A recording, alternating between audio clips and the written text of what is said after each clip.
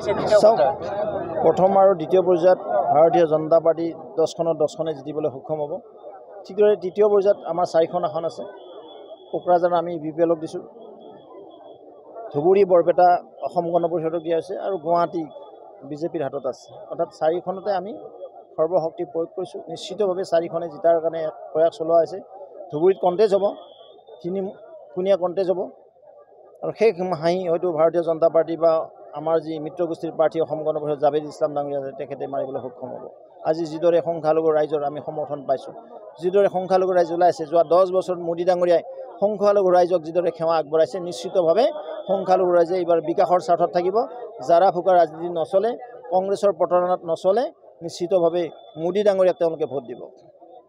Sir, আৰু এটা কথা, কালি গৃহমন্ত্ৰী অমিত শ্বাহে এটা কথা কৈছে যে বিজেপিয়ে অসমত 12খন আসন পাব, 2খন আসন যে নাপাব, সেই 2খন কোনখন? চাওক, এতিয়াতো ইলেকশ্যনটো কমপ্লিট হোৱা নাই, তেখেত অহালৈকে 12খন আহি আছে। আজি আকৌ পিকচাৰটো চেঞ্জ হৈছে, আজি 13খনৰ পিনে আগবাঢ়ি গৈছে, হয়তো অহাকালি 14খন হ'ব পাৰে।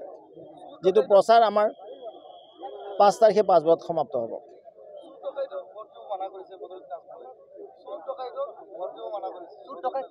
তেওঁ দলতে আছে নে আটাইতকৈ চোৰ ডকাইত বেছি? কাৰণ আজি দেখাব লগা মাৰি দিলে মঞ্চতে 1 চৰ। নিশ্চয় সেইটো চোৰে আছিল নে ডকাইতে আছিল বা? তেওঁ ধৰি আছে নেকি এটা এটাকৈ তেওঁৰ দলত? চোৰক মাৰিলে ডকাইতক মাৰিলে সুধিবচোন।